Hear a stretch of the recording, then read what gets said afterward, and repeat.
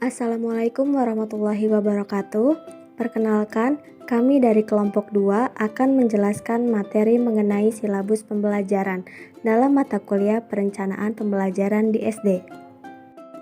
Kelompok kami yang beranggotakan, yang pertama ada Ratna Nindya dengan NIM 2001003, yang kedua ada Nadia Sastabila dengan NIM 2003228, yang ketiga ada Nur Amalia Putri dengan NIM 2007984, dan yang terakhir ada Putri Indahsari dengan NIM 2006102.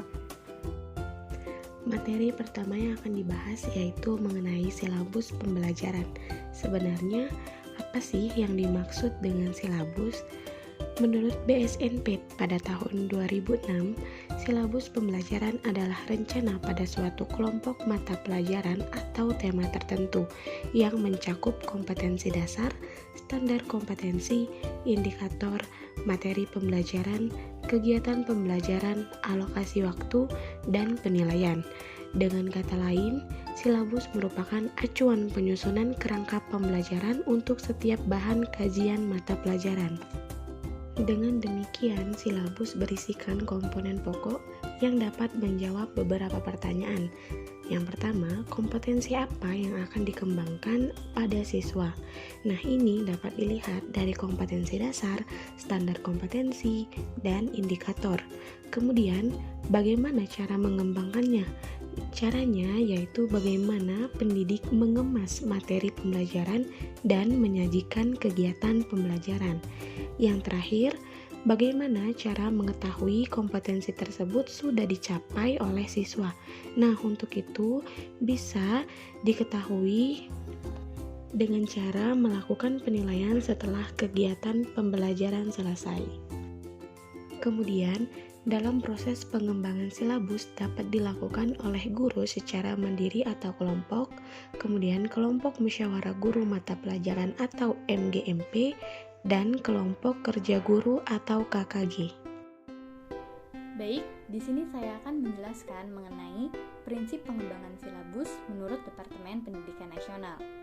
Dalam pengembangan silabus ini, perlu ada pertimbangan dengan berdasarkan beberapa prinsip yang akan menjiwai pelaksanaan kurikulum tingkat satuan pendidikan.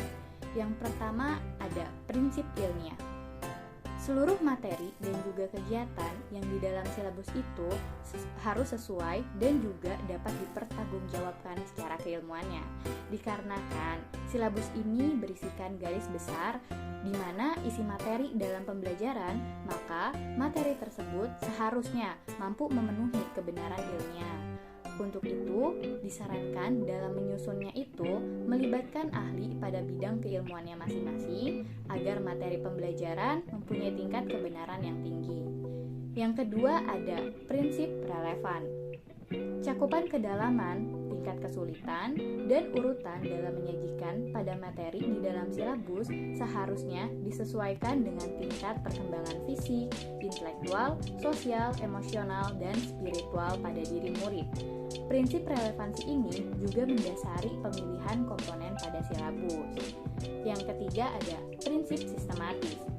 Karena silabus dipandang sebagai sistem garis besar pada program, maka komponen dalam silabus ini seharusnya dapat memiliki keterkaitan secara fungsional dalam mencapai kompetensi murid.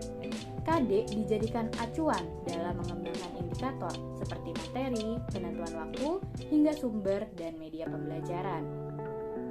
Yang keempat ada prinsip konsisten. Prinsip konsisten ini memiliki hubungan yang konsisten antara kompetensi dasar, indikator, materi pembelajaran, sumber belajar, dan sistem penilaian bersifat searah dalam rangka mencapai standar kompetensi. Nah, yang kelima ada prinsip memadai.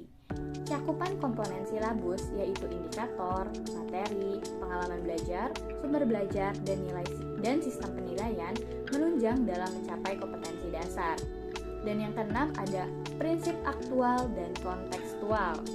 Cakupan dalam komponen silabus ini harus diperhatikan perkembangan ilmu dan teknologi pada kehidupan nyata dan peristiwa yang sedang terjadi. Adapun yang ketujuh ada prinsip fleksibel. di mana keseluruhan komponen silabus ini dapat mengakomodasi atau menampung keragaman peserta didik, pendidik, maupun dinamika yang sedang terjadi di sekolah maupun tuntutan dari masyarakat. Silabus hendaknya disusun sesuai kondisi dan kebutuhan peserta didik dan masyarakat.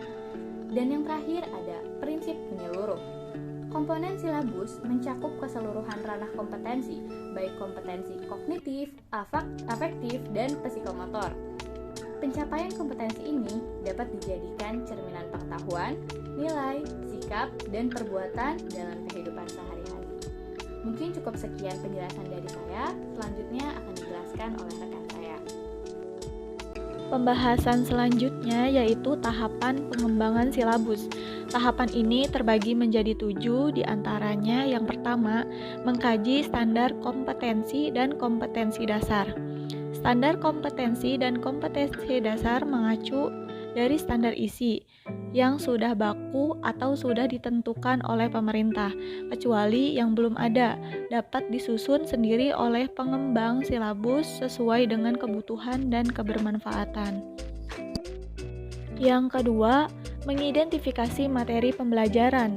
Mengidentifikasi materi pembelajaran yang telah menunjang pencapaian kompetensi dasar dengan mempertimbangkan potensi peserta didik, relevansi dengan karakteristik daerah atau wilayah, tingkat perkembangan mental, fisik, emosional, intelektual, sosial, dan spiritual peserta didik, serta kebermanfaatan bagi peserta didik, struktur keilmuan, aktualitas kedalaman, dan keluasan materi pembelajaran, dengan kesesuaian kebutuhan peserta didik dan tuntutan bagi lingkungan.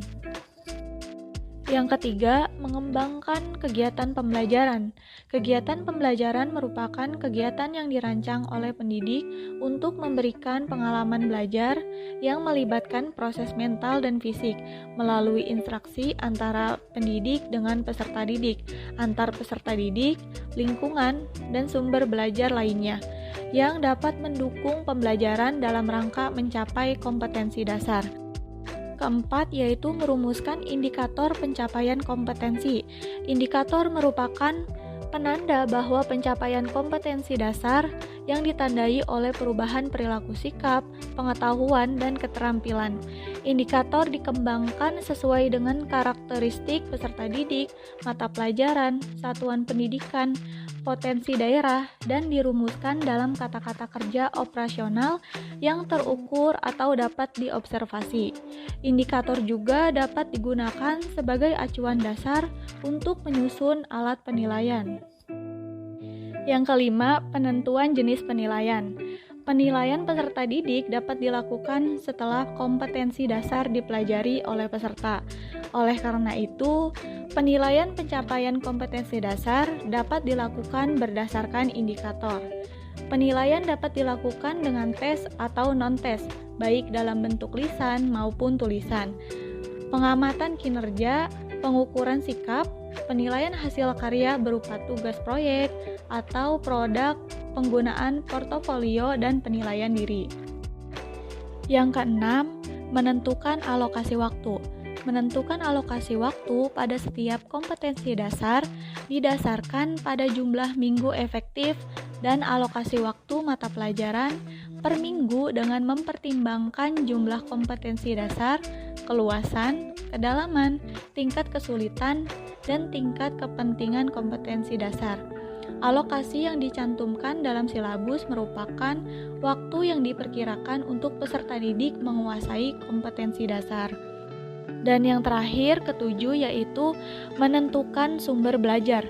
Sumber belajar merupakan referensi atau rujukan yang digunakan untuk belajar materi yang dipelajari pada kegiatan pembelajaran. Sumber belajar berupa media cetak dan elektronik, narasumber, serta lingkungan alam, sosial, fisik, dan budaya. Penentuan referensi berdasarkan kompetensi inti dan kompetensi dasar. Materi selanjutnya yaitu komponen dan format silabus. Secara umum, silabus mencakup kompetensi inti, kompetensi dasar, indikator, materi pembelajaran dan kegiatan pembelajaran. Berikut ini komponen-komponen yang harus ada dalam silabus. Yang pertama ada identifikasi. Identifikasi ini mencakup nama satuan atau lembaga, nama mata pelajaran, dan tingkat atau derajat atau kelas. Yang kedua ada standar kompetensi. Ialah patokan tentang pengetahuan, keterampilan, dan sikap yang harus dimiliki oleh peserta didik untuk mengerjakan suatu tugas yang sesuai dengan apa yang dipersyaratkan. Kemudian yang ketiga ada kompetensi inti atau KI, yang merupakan tingkat kemampuan dalam mencapai suatu standar kompetensi lulusan yang harus dimiliki oleh peserta didik pada setiap tingkat kelas atau berbagai program yang menjadi landasan pengembangan kompetensi dasar. Selanjutnya yang keempat ada kompetensi dasar atau KD. Nah, KD ini merupakan kompetensi yang terdiri atas sikap, pengetahuan, dan keterampilan yang bersumber dari kompetensi inti yang harus dikuasai oleh peserta didik. Kemudian yang kelima ada materi pokok. Nah, materi pokok ini merupakan gambaran mengenai kompetensi utama yang dikelompokkan dalam aspek afektif, kognitif, dan psikomotorik untuk mencapai hard skill dan soft skill peserta didik. Kemudian yang keenam ada kegiatan belajar. Nah, kegiatan belajar ini memuat rangkaian kegiatan yang harus dilakukan oleh peserta didik secara berurutan untuk mencapai kompetensi dasar. Nah, kegiatan ini dirancang untuk memberikan pengalaman belajar yang melibatkan proses mental dan fisik melalui interaksi antar peserta didik dengan pendidik, lingkungan, dan sumber belajar lainnya. Kemudian yang ketujuh ada indikator, sebuah petunjuk yang dijadikan sebagai tolak ukur untuk perkembangan dan penguasaan peserta didik. Selanjutnya yang kedelapan ada penilaian, teknik, jenis, bentuk, dan instrumen. Nah, di dalamnya ini memuat kriteria mengenai mekanisme, prosedur, dan instrumen penilaian hasil belajar peserta didik. Selanjutnya yang kesembilan ada alokasi waktu. Nah, alokasi waktu ini perkiraan waktu untuk menguasai kompetensi dasar yang dibutuhkan oleh peserta didik yang beragam. Kemudian yang terakhir ada sumber atau bahan atau alat. Nah, bagian ini berisi tentang rujukan, objek atau bahan yang digunakan untuk kegiatan pembelajaran, bisa berupa media cetak atau elektronik. Nah, penentuan sumber belajar didasarkan pada standar kompetensi dan kompetensi dasar serta materi pokok pembelajaran, kegiatan pembelajaran, dan indikator pembelajaran. Selanjutnya ada format silabus. Pada format silabus ini, guru dapat mengembangkan sendiri silabus sesuai dengan kebutuhan dan kondisi satuan pendidikan masing-masing. Oleh karena itu, guru memiliki kewenangan penuh untuk menambah atau mengurangi silabus tersebut sesuai yang diinginkan. Nah, akan tetapi dalam pelaksanaannya harus tetap berpedoman pada kurikulum yang berlaku dan prinsip pengembangannya. Nah, berikut ini adalah contoh format pengembangan silabus mata pelajaran. Sekian yang dapat kami sampaikan, kurang lebihnya mohon maaf. Wassalamualaikum warahmatullahi wabarakatuh.